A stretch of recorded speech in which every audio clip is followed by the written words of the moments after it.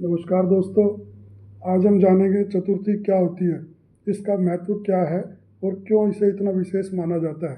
हिंदू पंचांग के अनुसार चतुर्थी हर महीने 2 बार आती है, एक शुक्ल पक्ष की चतुर्थी और एक कृष्ण पक्ष की चतुर्थी।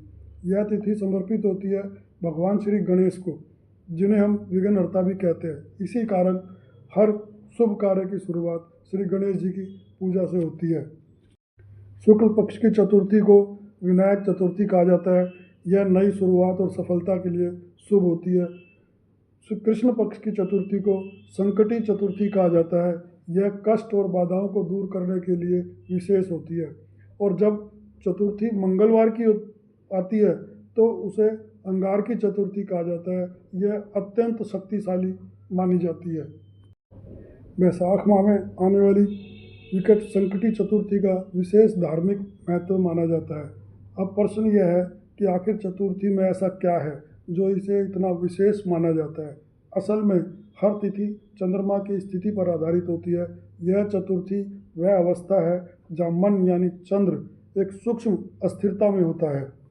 यही कारण है कि इस दिन मन जल्दी विचलित होता है और बाधाएं अधिक महसूस होती हैं। लेकिन यह समय सबसे बड़ा अवसर भी होता है, इसलिए इस दिन पूजा होती है भगवान श्री गणेश की, क्योंकि गणेश जी केवल देवता नहीं, वे हमारी बुद्धि, हमारा विवेक और हमारी निर्णय शक्ति है। जब हम गणेश जी की उपासना करते हैं तो हम अपने ही भीतर की शक्ति को जागृत करते हैं। ज्योतिष में चतुर्थी का संबंध राहु और केतु जैसी ऊर्जाओं से माना जाता है, जो भ्रम, रुकावट और मानसिक तनाव देते हैं, और गणेश तत्व उन्हें संतुलित करता है। इसलिए चतुर्थी का व्रत केवल आस्था नहीं, एक ऊर्जा संतुलन की प्रक्रिया है। चतुर्थी के दिन व्रत रखना सिर्फ भोजन छोड़ना नहीं है, अपने भीतर की नकारात्मक को छोड़ना, दीप जलाना, अंधकार से प्रकाश की ओर जाना। ओम गण गणपते नमः, यह एक ऐसी ध्वनि है जो मन को स्थिर और शुद्ध करती है।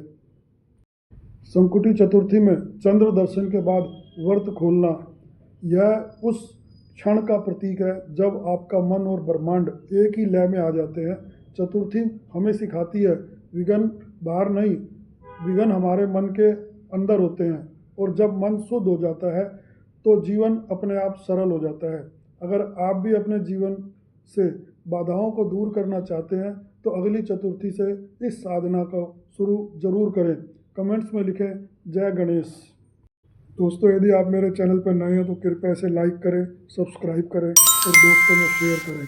धन्यवाद दोस्तों, फिर मिलेंगे एक नई ऊर्जा के साथ, एक नए टॉपिक के साथ।